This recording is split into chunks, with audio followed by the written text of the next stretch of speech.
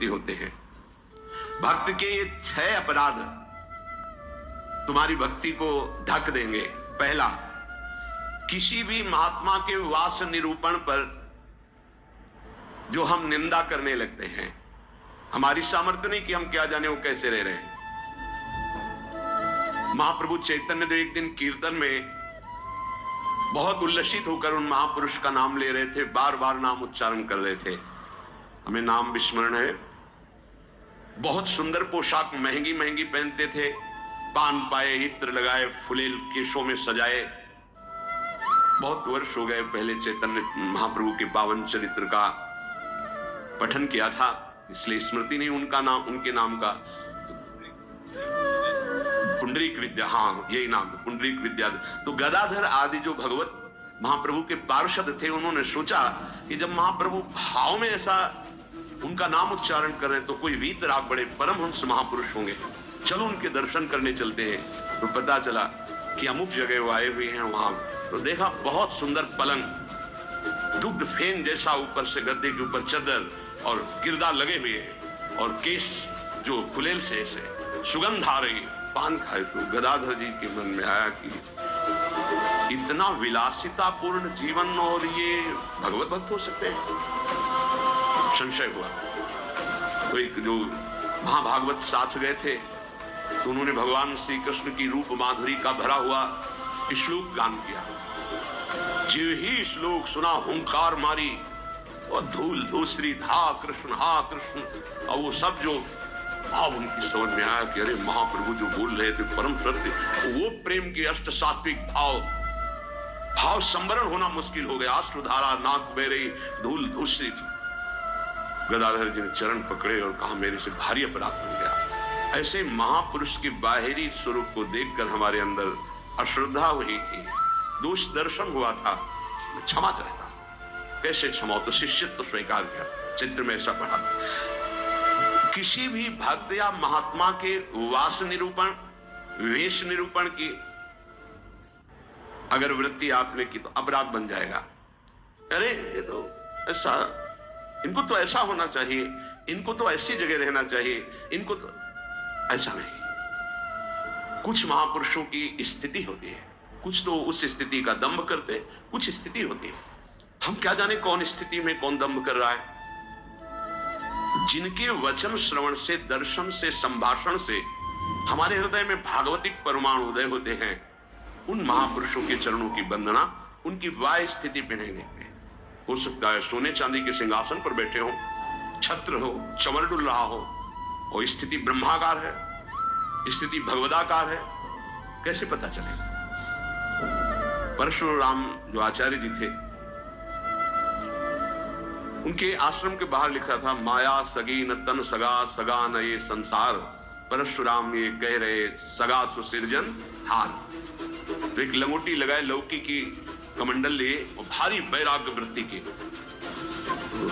अंदर गए और कहा ये श्लोक किसका लिखा हुआ है? दोहा। तो उनका गुरुदेव का कहाँ है? तो गए, देखे गिरदा लगा हुआ, छत्र लगे हुए परशुराम देवाचार्य जी महाराज। तो उनका महाराज आपका श्लोक लिखा हुआ है? बोले हाँ। तो बोले केवल लिखा हुआ है या है आप में? क्योंकि उनको गर्व था कि मैं लंगोटी लगाए लौकी का, और ये तो वैभव संपन्न महात्मा है। तो बोले लिखा है माया सगी न तन सगा, सगा न ये संसार। तो आपने कहा सगा जो सृजनहार, हम तो सब माया ही देख रहे हैं। तो आपका इशारा क्या है? बोले जब सृजनहार सगा है तो फिर माया क्या? बोले चलो आपने समझा दिया, बड़ी कृपा, चल दिए। बोले कहाँ चल दिए? बोले जहां ले चलो आप। वो स्थिति प्रज्ञ महापुरुष थे। चलो जब 10-12 किलोमीटर चले तो बोले भिक्षा का हमारे समय हो रहा। तो बोले परशुराम देवाचार्य ने आज तक कभी हाथ नहीं फैलाया, आकाश वृत्ति पे हम रहते हैं, प्रियालाल जैसी व्यवस्था करते हैं उसके अनुसार रहते हैं। बोले हम तो भिक्षा वृत्ति से रहते। बोले जाओ मांगने। बोले आपके लिए भी ले आवे, कभी किसी का सहयोग नहीं चाहा, केवल सीधे प्रियालाल से आप अपने लिए लाइए और पाइए, और जहां आपकी इच्छा वहां ले चलिए। वो गए भिक्षा लेने, वो जंगल के एक जगह बैठे हुए थे, तो वहां से राजा की सवारी निकली। देखा परशुराम देवाचार्य उतरे, साष्टांग दंडवत। महाराज यहाँ कैसे? प्रभु की इच्छा। बड़े सौभाग्य कि हम तो भगवान की असीम कृपा मानते कि आपके दर्शन, हमारी इच्छा है कि हम कुछ राजभोग तैयार करवाते हैं। जैसी हरि की इच्छा, देर न लगी, वहां रसोईया लग गए, कढ़ाइयां चल। महाराज अगर यहां विश्राम करें, बस इशारा हो जाए तो जैसी हरि इच्छा, खुदाई शुरू, आश्रम निर्माण की नींव के लिए खुदाई शुरू, कढ़ाई चढ़ गई, बनना शुरू हो गया। वो संत आए 1 घंटे बाद, वहां देखा, बोले यहाँ क्या हो रहा है? बोले यहाँ आश्रम बनेगा और रसोई बन रही। तो उनका महाराज ये क्या लीला है? तो बोले तुम जिस वैराग्य के अहम वृत्ति को धारण किए हो, उस अहम वृत्ति का त्याग करो। वैराग्य का तात्पर्य होता है राग रहित, स्पृहा रहित होना। वो चाहे असंख्यों के वैभव में बैठा है, लेकिन राग और स्पृहा रहित है। अगर एक लंगोटी का भी राग है, लौकी के कमंडल का भी राग है, शरीर का भी राग है, वो रागी है, वो वीतरागी नहीं है। वीतराग की स्थिति को समझना बड़ा कठिन है। दत्तात्रेय जी महाराज से यही पूछा कि आप कोई कर्म नहीं करते, कर्म ना करने वाले को विषय नहीं मिलता, और विषय सेवन ना करने से ऐसा स्वास्थ्य कैसे हो सकता है आपका? तो उनका मैं अखंड प्रसन्न रहता हूं, इसलिए ये भोगों से स्वस्थ नहीं हूं, मैं अखंड प्रसन्नता को प्राप्त। कभी राजमहलों की राजशैयाओं पे शयन करता हूं, तो कभी राख की ढेर पर शयन करता हूं, कभी बड़े बड़े राजाओं से सम्मानित होता हूं, तो कभी फुटपाथ में लेटकर अपमान को भी प्राप्त करता हूं। मुझे न सम्मान न अपमान किसी का प्रभाव नहीं। इसलिए किसकी क्या स्थिति कैसे जाना जा सकता है? तो हम किसी का वास निरूपण आदि, वेश निरूपण आदि करके किसी की निंदा करेंगे तो पता नहीं कितना महाभागवत है, हमसे अपराध बन जाए। दूसरा ज्ञान निरूपण। कुछ संत भगवान ऐसे होते हैं जो कुछ नहीं बोलते, और इनको कोई ज्ञान तो है नहीं, कुछ बोलना तो आता, क्या बोलना ही कोई साधुता है क्या? पता नहीं उसकी कितनी ऊंची स्थिति है, कैसे कोई जानेगा? इसलिए किसी संत के रूप में विराजमान जो भगवान हैं, उनके ज्ञान निरूपण करके निंदा न कर। इनको कुछ नहीं आता। आजकल यही है, केवल बुद्धि की तरह से देखा जाता है। अरे तो बोल नहीं पाते हैं।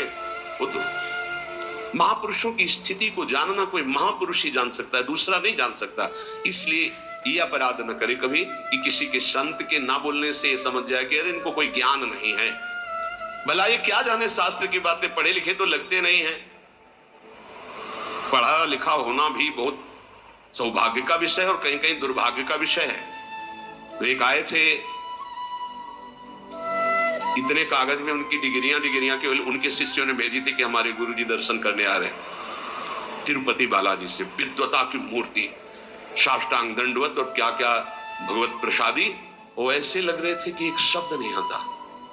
मतलब बड़े बड़े शंकराचार्यों को पढ़ाया था उन्होंने, उनके शिष्यों ने जो दिया था उसमें दिखाई दिया। बड़े बड़े शंकराचार्यों को उन्होंने विद्या पढ़ाई थी।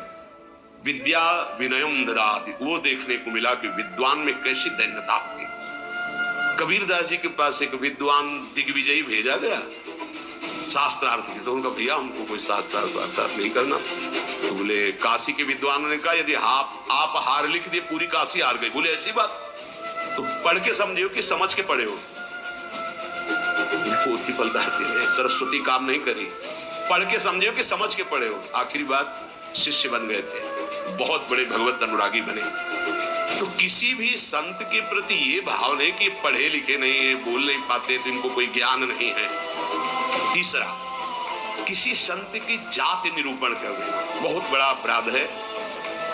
देखो जो जाति पाती है ना, ये धर्म का पालन करके भगवत प्राप्ति के लिए थोड़े समय तक के लिए सहयोगी। नहीं हम आपको बताएं, एक ही कपड़ा है और एक ही पहनने वाला है, बस इतनी खास बात सुनिए। कपड़ा सबका पांच भौतिक, पहनने वाले सब अविनाशी भगवान के अंश, कोई अंतर नहीं है। बस अंतर बनाया गया है इस अंतर को मिटाने के लिए कि हम साधन पद्धति से अपने अपने धर्म का पालन करते हुए परम धर्म भगवान को प्राप्त। लेकिन जो परम धर्म में स्थित है, भागवत धर्म में, उनकी जाति निरूपण नहीं करना चाहिए कि ये तो सुना है कि अमुक जाति के संत हैं, बड़ा अपराध होता है, बड़ा अपराध। ऐसा कभी नहीं करना चाहिए। हाँ, चरण रज लेके माथे पे लगा, अहो वत्सो पचतो गरियान यज्ञ वर्तते नाम तुभ्यम। देखो राजसूय यज्ञ में पूर्णता स्वपच वाल्मीकि की पूजा करवा कर श्री भगवान ने इसीलिए करवाई। सब बड़े बड़े महापुरुष आए थे, लेकिन दैन्यता की मूर्ति भगवत भाव में निरंतर डूबे हुए स्वपच वाल्मीकि जी की आराधना करवाई। कि पूर्णता उन्हीं से हुई। जो दैन्य है वो महाभागवत किसी जाति पक्ष से नहीं देखा जा सकता। अरे तो ऐसा जो देखेगा तो उसके सुकृत नष्ट हो जाएंगे। पूज्य बाबा। चौथा, वृत्ति निरूपण।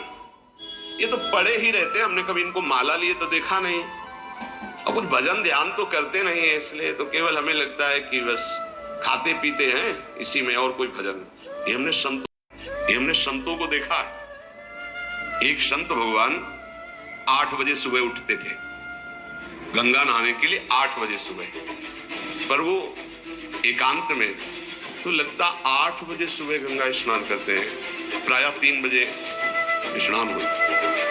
तो एक दिन जिसमें वो शयन करते थे उसमें गए, काफी बड़ा था, एकांत में आसन की। आज इनकी वृत्ति देखेंगे क्या है। बहुत ही गंभीर मुद्रा में रहते थे, पर प्रायः पूरे आश्रम में था कि प्रमादी हैं, सोते रहते हैं। 11 बजे तक उनको जगते पाए, जहां सब लेटे उनको उठ के बैठ, वो लेट गए थे, उठ के बैठ गए। 3 बजे तक वो बिल्कुल एक आसन पर, 3 बजे फिर लेट गए, 8 बजे से। संतों को जानना बड़ा कठिन है, उनकी क्या दिनचर्या है, वो कैसे भाव में रहते हैं। केवल बाहरी व्यवहार देख करके उनकी निंदा कर देने से सुकृत नष्ट हो जाएंगे, भक्ति ढक जाएगी। स्वरूप निरूपण। ये महात्मा में तेज तो है नहीं चेहरे में, ये तो ऐसे ही मालूम देते हैं कोई साधु तो नहीं, क्योंकि चेहरा नहीं बता रहा। नहीं, ऐसा नहीं है। अगर महात्मा की पहचान करनी तो तुम्हें महात्मा होना पड़ेगा। महात्मा बनकर ही महात्मा को पहचाना जा सकता है, दूसरा नहीं पहचाना जा सकता। बाहर से किसी के रूप को देखकर थोड़ी तुम जान सकते हो कि रूप तो आप गौर से देखिएगा, किसी किसी के मांस भक्षण करने वाले का भी चमकता रहता है, मलाई रबड़ी खाने से भी रूप चमकने लगता है, थोड़ा सा संयम रखे तो उससे भी चमकने लगता है। अब वो महात्मा किस कोटि का भजन कर रहे हैं, कोई रूप से थोड़ी महात्मा का लेना देना होता है।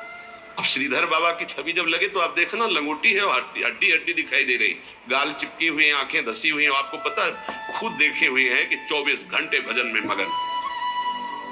तो किसी महात्मा के रूप को देख करके ऐसा कोई रूप निरूपण करेगा तो उससे अपराध लग जाएगा, और प्रायः ये ध्यान नहीं दिया जाता। ऐसा धातु निरूपण। भगवत विग्रह पाषाण का है कि धातु का है, सामने पूछे ये पत्थर के भगवान है कि इसमें अष्ट धातु के। घोर अपराध बुद्धि। भगवत विग्रह सामने नहीं, भगवत विग्रह साक्षात अर्चावतार भगवान है, भाव उसमें। ये नहीं कि सामने जाके संगमरमर के बने हुए कौन सी धातु के बने हुए भगवान है, ये अपराध। धातु निरूपण भगवत विग्रह या भगवत भक्त के पास। जैसे वैराग्य में धातु स्पर्श निषेध किया गया, या तो सन्यास में नारियल का पात्र और वैष्णव जनों में रज का पात्र प्रयोग का निषेध है, वैराग्य।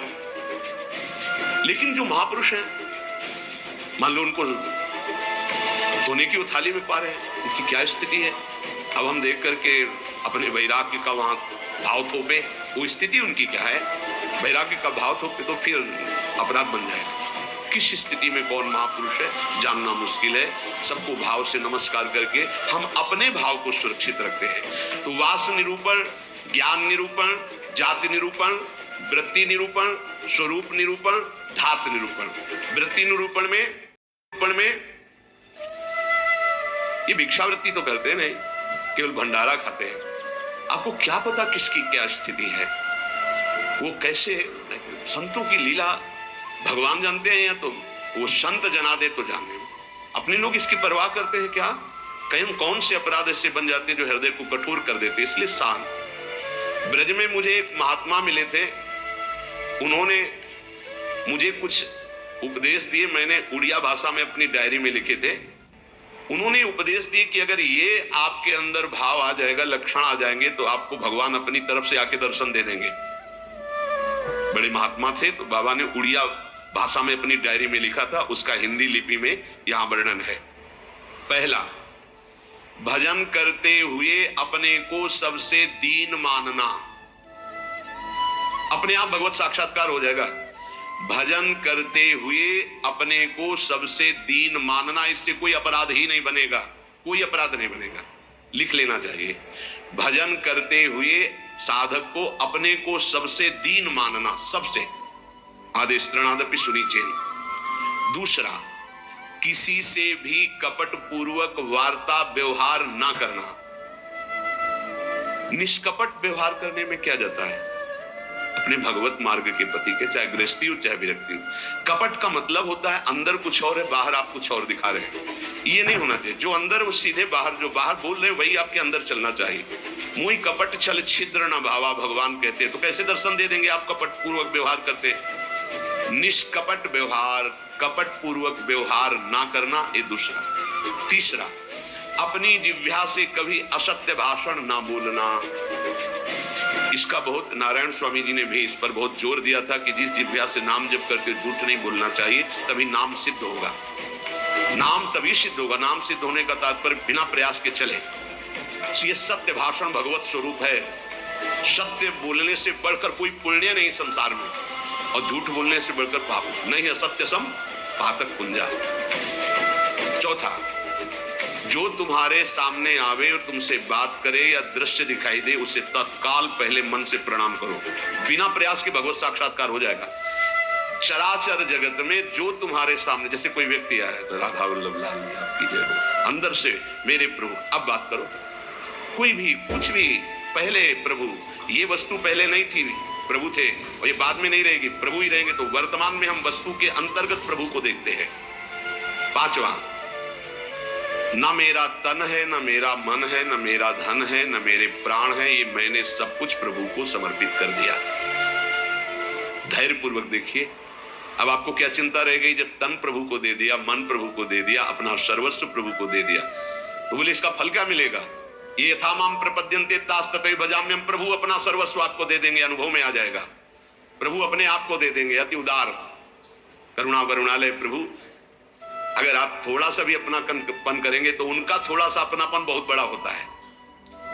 अपने तन मन धन सर्वस्व पर अपना अधिकार न करके अपने प्रभु का अधिकार। छठवां, एकमात्र पूर्ण श्रद्धा अपने आराध्य देव में, मेरी लाडली, मेरे प्रियालाल। सातवां, सदैव पराधीन रहना। अगर गुरुदेव के अधीन हो, इष्ट देव के अधीन हो, तो माया तुम्हें अधीन नहीं कर पाएगी।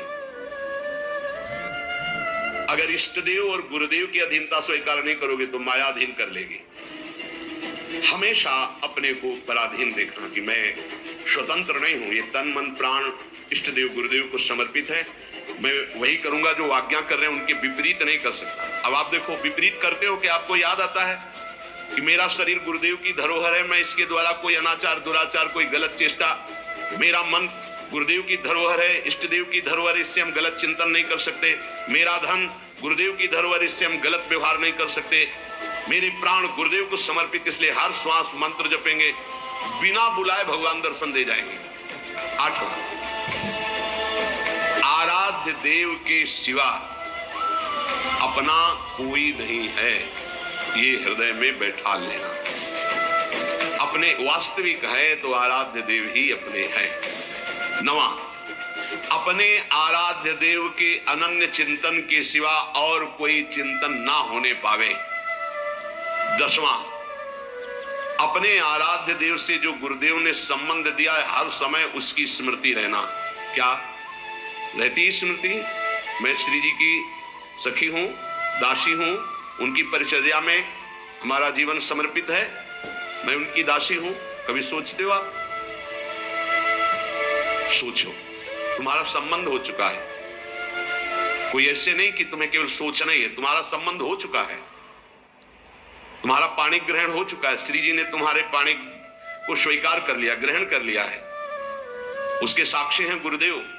गुरुदेव ने पाणी ग्रहण कराया है, प्रिया प्रीतम को हमारा हाथ पकड़ा दिया है। हम अपने संबंध, दसवां है, अपने संबंध को हर समय अपनी स्मृति, मैं प्रियालाल की हूं, मैं प्रियालाल की हूं, मैं प्रिय सखी हूं लाडली जू की। ये 10 भाव रखो। अब जैसे हमारे अपना भाव बताया, तो जो दास है वो दास भाव को देखे, जो सखा है वो सखा भाव को देखे, जो गोपी गोपी भाव को देखे। अपने स्वरूप को संबंध से चिंतन करना। हमारा स्वरूप क्या है? सहचरी बपू, मैं श्री जी की निज दासी हूं। कई बार दिन में आता है आप लोगों के, कितनी बार सोचते हैं हम, जबकि यहां हर चेष्टा करते हुए उसी भाव में रहना है।